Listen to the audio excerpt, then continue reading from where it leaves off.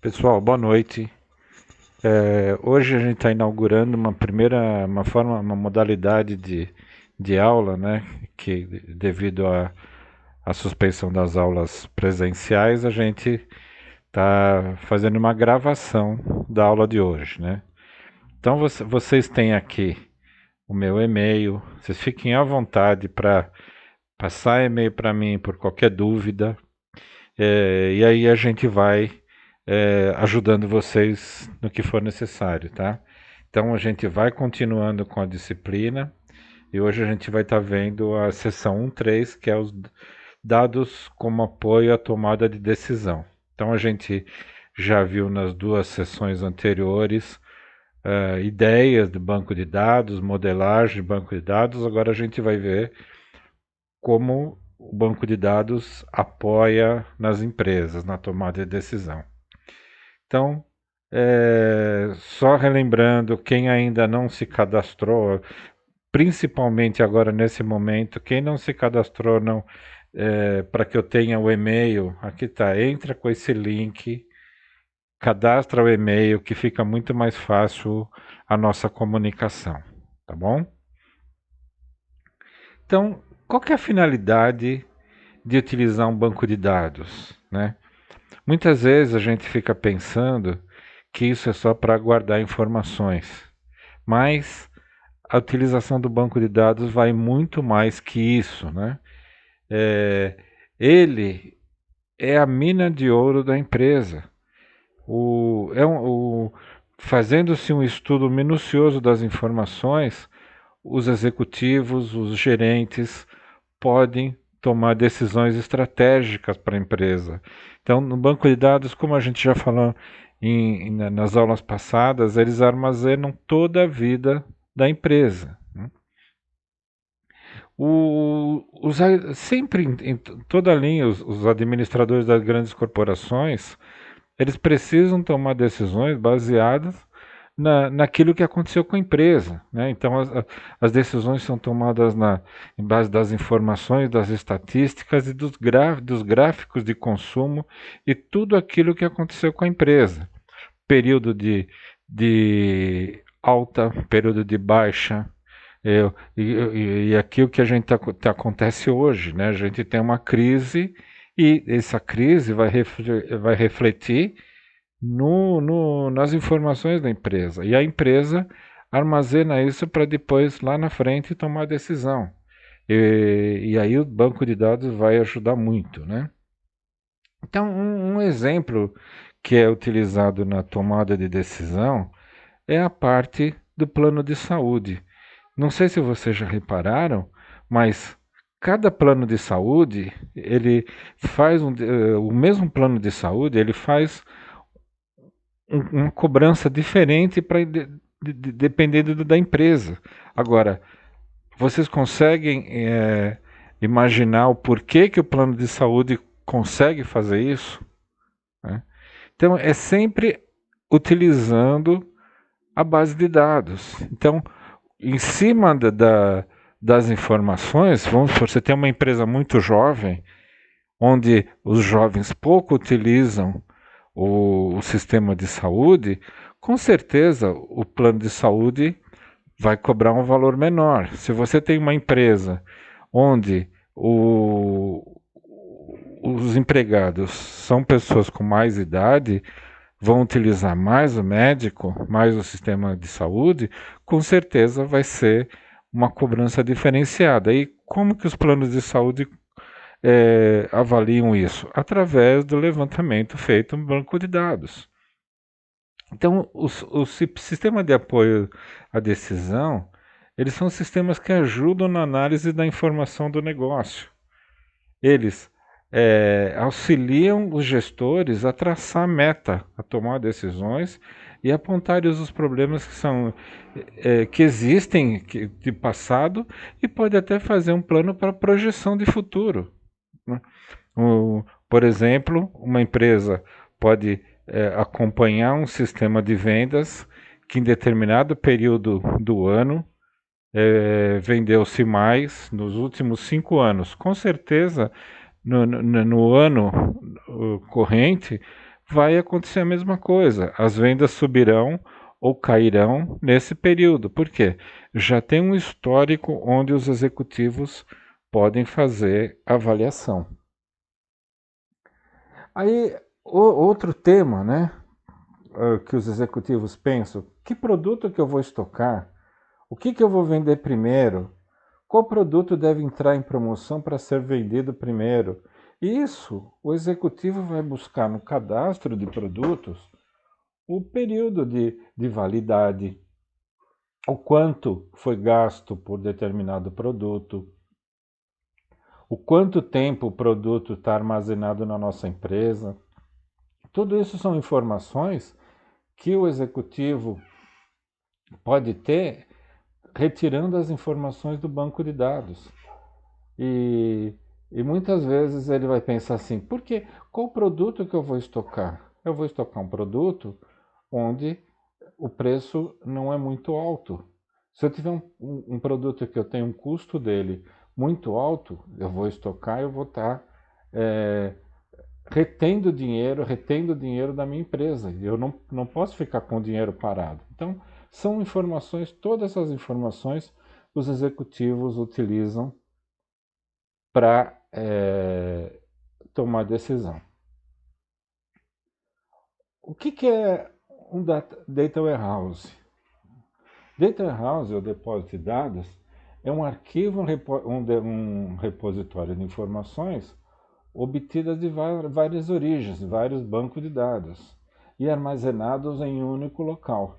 Esse desenho ele mostra claramente para a gente.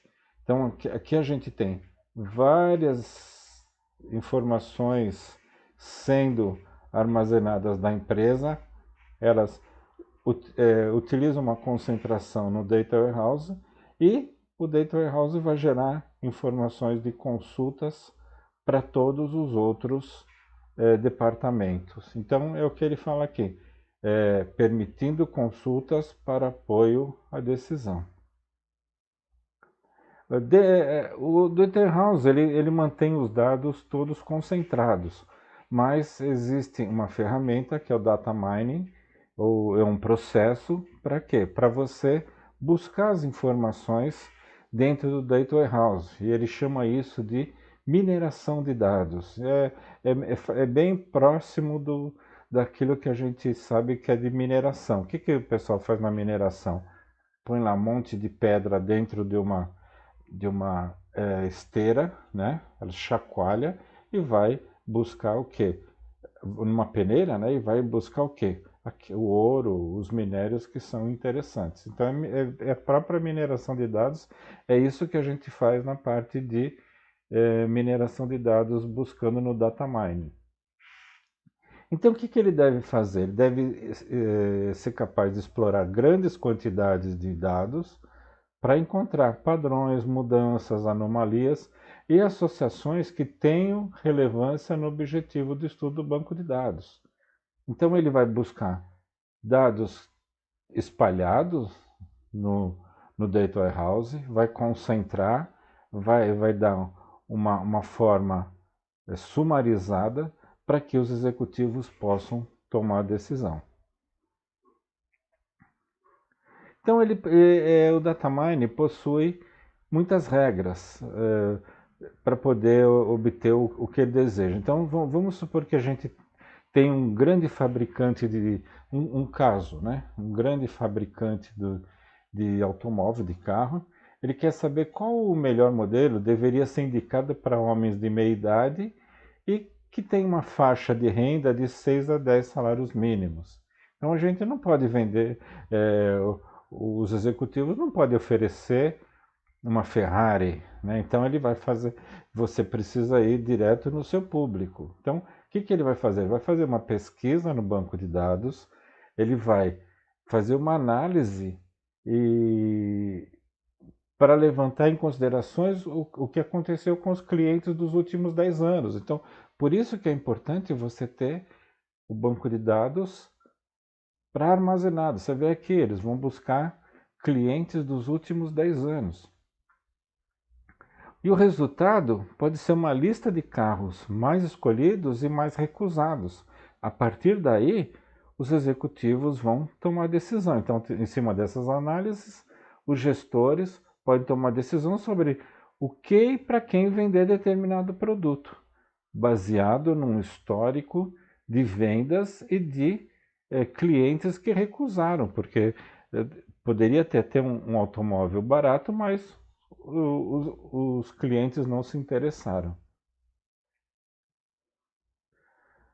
Um, eu sempre comento com vocês em aula, né? E aqui a gente tem um, um artigo interessante, Data Mining no suporte à construção do conhecimento organizacional.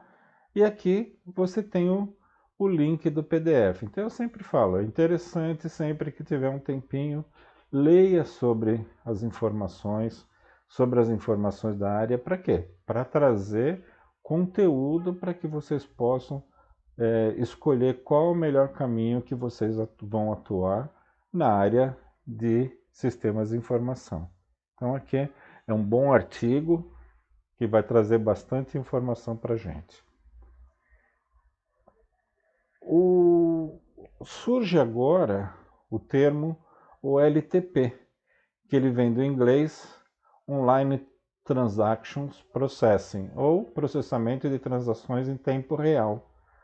Então essa é uma ferramenta que é apoiada pelo sistema gerador de banco de dados, e ele é bastante utilizado nas empresas que utilizam banco de dados. Então, o que ele faz? Ele permite consulta do dia a dia da empresa. E aí, um exemplo aqui, vamos supor que a área de RH quer consultar ou quer mostrar todos os funcionários cuja renda é acima de 10 salários mínimos, que não têm filhos e nem mestrado. Então, vai se fazer uma consulta através da OLTP no sistema de recursos humanos com esses parâmetros e vai trazer as informações para que seja feita a análise. Imagina se a gente não tivesse um banco de dados, teria que se fazer uma documentação, uma pesquisa em toda a documentação em papel até chegar a essa informação necessária. Um outro software, uma outra linguagem que acessa o banco de dados, né, é o SQL. Então, através do SQL, você faz comandos diretamente no banco de dados. E aí você faz o SQL, ele também vem do inglês, né, e é Structured Query Language, ou linguagem de consulta estruturada. E aí você pode fazer um insert, update e delete. O que é um insert? Você vai inserir informação, uma informação nova. O que é um update? Você vai atualizar uma informação dentro do banco de dados. O que é um delete? Você vai excluir uma informação do banco de dados. Então, aquilo que a gente já vem falando bastante. Você consegue fazer uma atuação dentro do banco de dados desde que você tenha permissão. E é importante o DBA, aquela pessoa que controla o banco de dados, dar permissão restrita para as pessoas, porque imagina todo mundo fazendo insert, todo mundo fazendo update, todo mundo fazendo delete e faz uma atualização errada no banco de dados, quem é que vai se responsabilizar? Mas existe essa linguagem e é interessante, uma linguagem de fácil utilização. Vocês podem pesquisar em vários lugares que tem super simples para fazer um comando em SQL. Uma outra ferramenta é a OLAP, Online Analytical Processing, ou processamento analítico online. Então, com um processo interativo de criar, gerenciar, analisar e gerar relatórios sobre o banco de dados. Então, essa ferramenta, ela recolhe informações e ela passa, é mais voltada para fazer análise. Então, ela tem ferramentas que trabalham com o resultado obtido pela OLAP. Então, aqui ele faz uma comparação para a gente. OLTP e OLAP. Então, o que é o OLTP? Você faz operações de rotina e no OLAP você faz operações analíticas. O que são operações analíticas? Você vai analisar as informações do banco de dados. No LTP, você tem um desempenho baixo em consultas. O que é um desempenho baixo? Você vai pegar uma determinada consulta, você vai pegar um determinado dado, e aí na OLAP é um alto desempenho em consulta. Você vai poder trazer várias informações e fazer uma análise. O LTP é sem histórico de consultas. Então você faz uma consulta, ele não grava nada, não guarda nada. Agora, no OLAP, ele permite um histórico. Você pode criar uma base de consultas para futuras consultas, né? Então, esse é o apoio que a OLAP dá. O LTP usa no nível operacional, o operacional que são as pessoas, são os usuários normais que utilizam o LTP. Já o OLAP são os administradores do banco de dados, administradores das áreas, responsáveis das áreas que vão fazer a análise, né?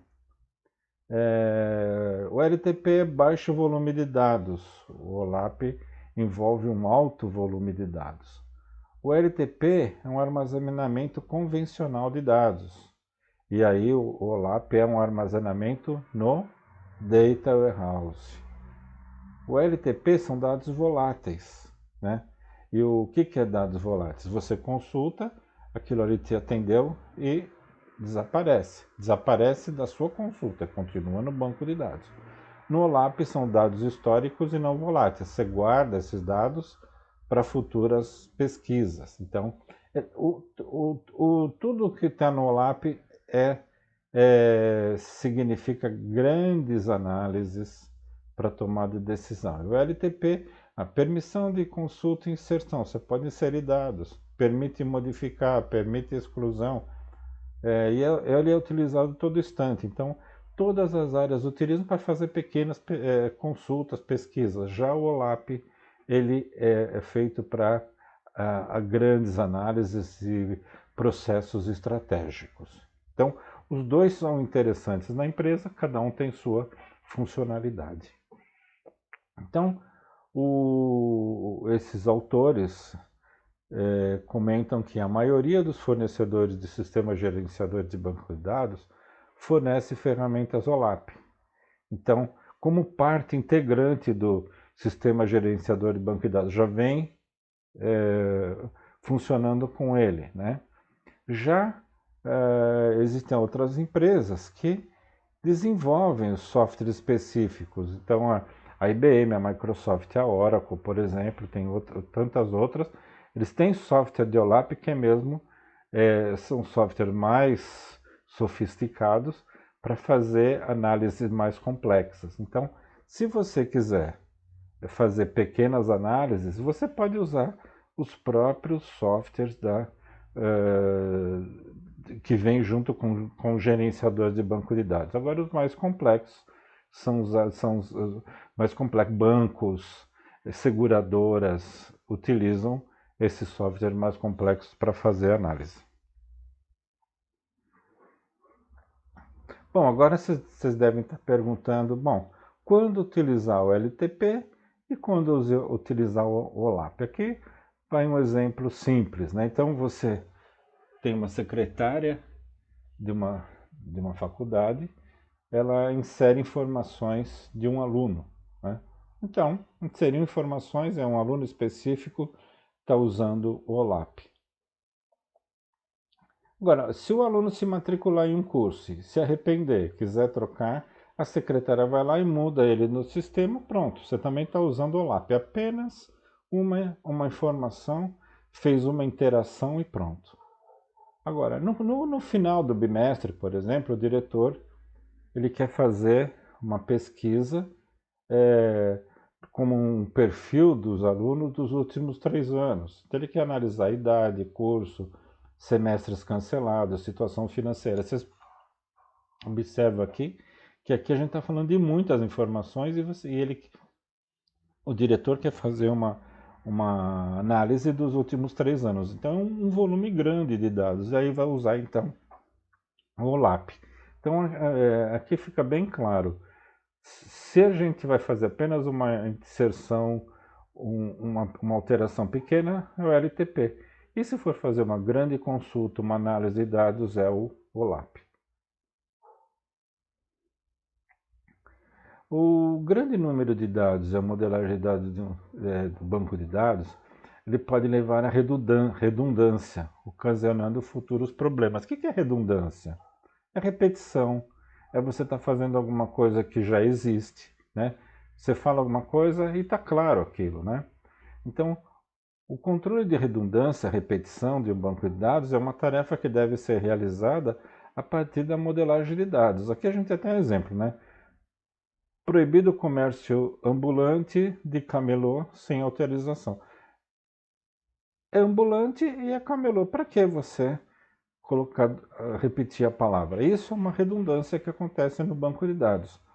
Então, aqui um pouco mais para frente, nós vamos observar o que é, como que é a repetição, a redundância, né? Inicialmente aqui a gente avalia em português o que era redundância, né? Então, uma análise dos atributos da entidade deve ser realizada para evitar redundância. Então, por exemplo, cidade, né? Se a gente for fazer um cadastro de uma cidade, um banco de dados de uma faculdade, vão ter é, vários lugares de informação que você vai ter cidade. Por exemplo, nascimento de um aluno. Que outro lugar que poderia ter cidade? Uma filial da faculdade também entra a cidade. Que mais entra a cidade? Os fornecedores daquela faculdade entra também a cidade. Então, por isso que é importante, ao invés de você ter a repetição de cidade em todos os atributos, você teria um único como cidade e aí ele faria um acesso sem você ter que repetir em todas as outras tabelas, né? Aqui ele traz para a gente um exemplo, né? Que a inconsistência em um banco de dados ocorre principalmente quando há redundância no nome do nome de São Paulo. E ele é digitado em 3 entidades diferentes. Primeiro, São Paulo sem acento. Estão vendo aqui. Na segunda, São Paulo abreviado. E na terceira, São Paulo sem O. E ocorreu um erro de digitação. Os dados são da mesma cidade, porém de formas bem diferentes. Esse tipo de situação pode ser contornado ao criarmos uma entidade chamada cidade. E aí pronto, você não deixa ninguém digitar, ele vai buscar essa informação para preencher todas as tabelas que utilizam esse atributo, né? Uma forma, o SGBD, ele pode permitir a redundância controlada. Muitas vezes são necessárias a redundância. A gente também não pode ser rígido e não deixar falar, não é possível ter redundância. Então, em algumas situações específicas, até é permitido, né? Mas isso deve ser feito com o controle do analista e do projetista do banco de dados. Tem situações que são necessárias, né? A gente tem um exemplo aqui, que é uma redundância física, cópia física do banco de dados. Então, muitas vezes a gente precisa fazer backup de redundância, que é ter cópias iguais, para quê? Para garantir se uma der problema, a gente pode utilizar outra cópia, né?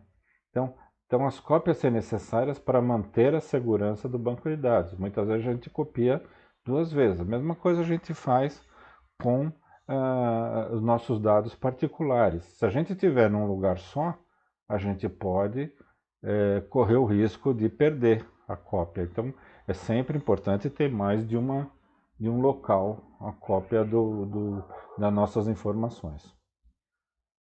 Em caso de falha, a cópia backup do banco de dados é realizada, né? Então, quer dizer, se você tinha lá uma mídia, vamos supor que você tem um seu banco de dados gravado num, num pendrive.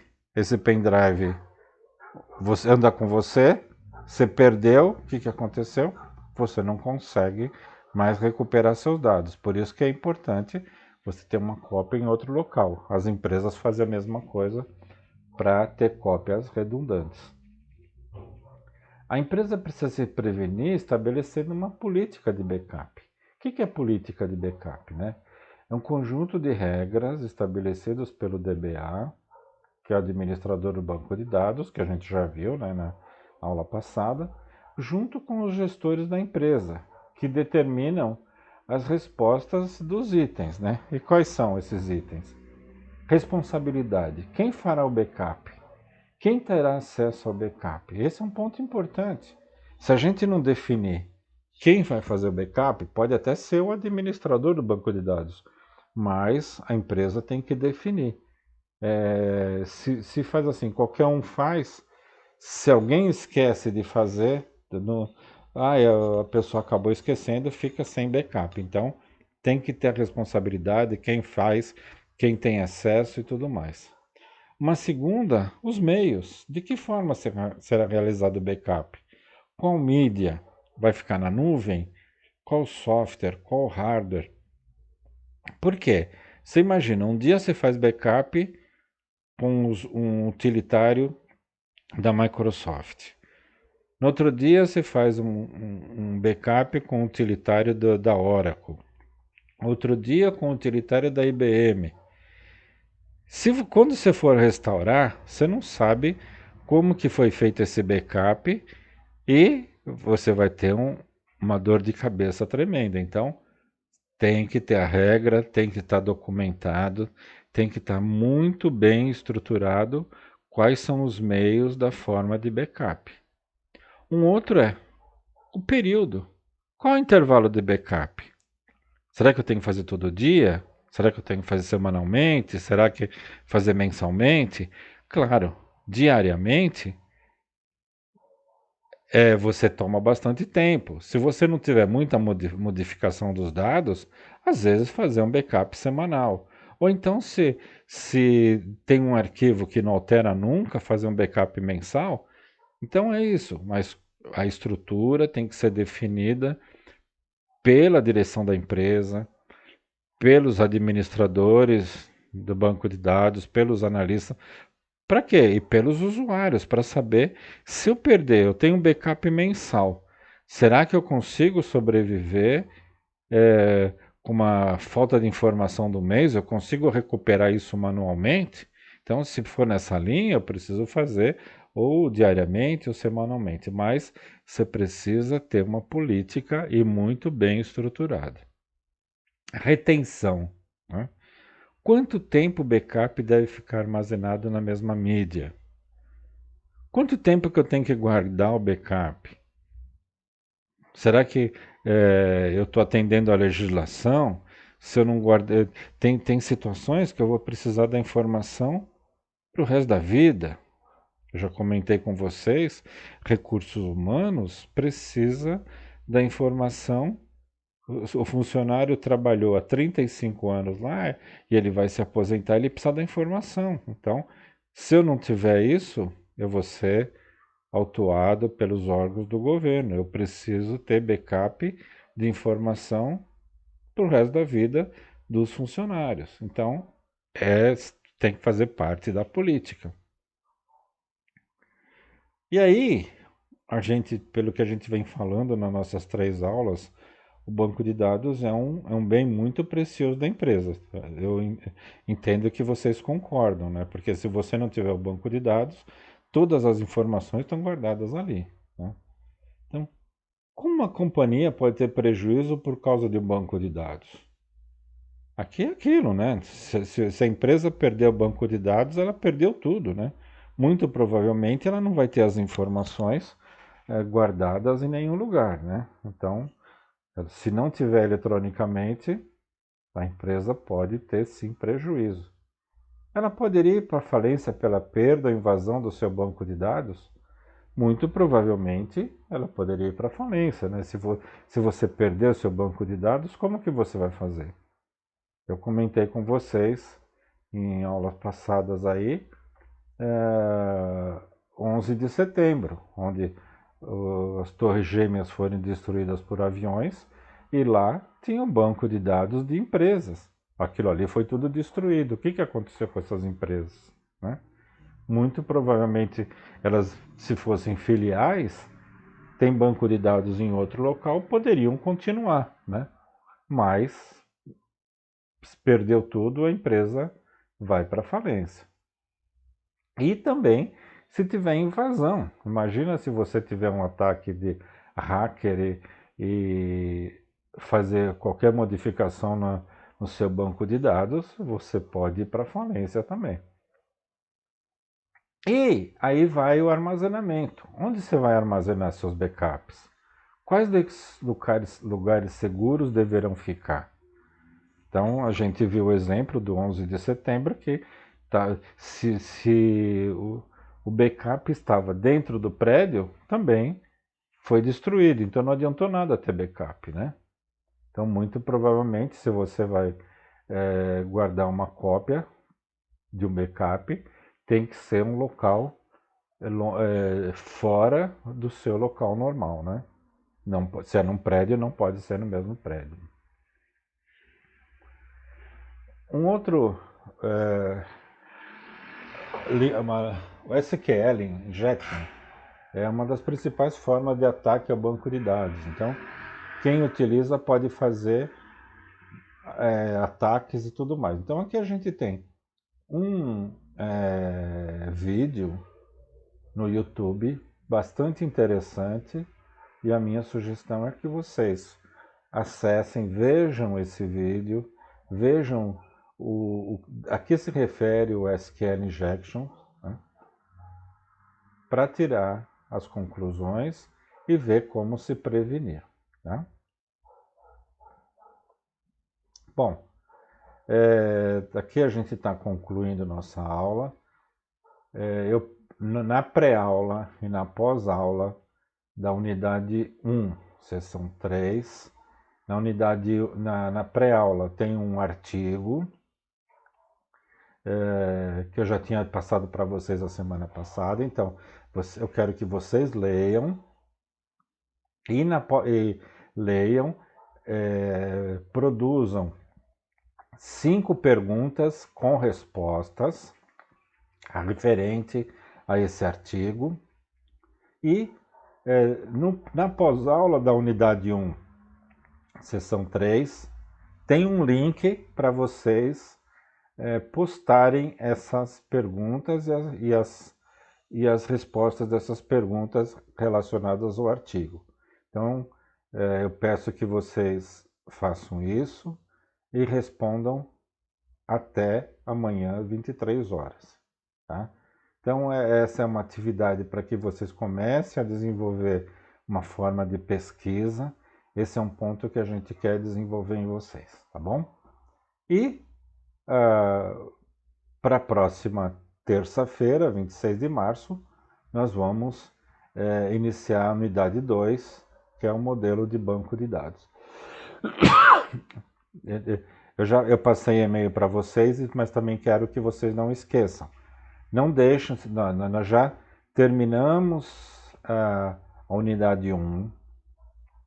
Eu tenho verificado que muitos de vocês não estão acessando o AVA.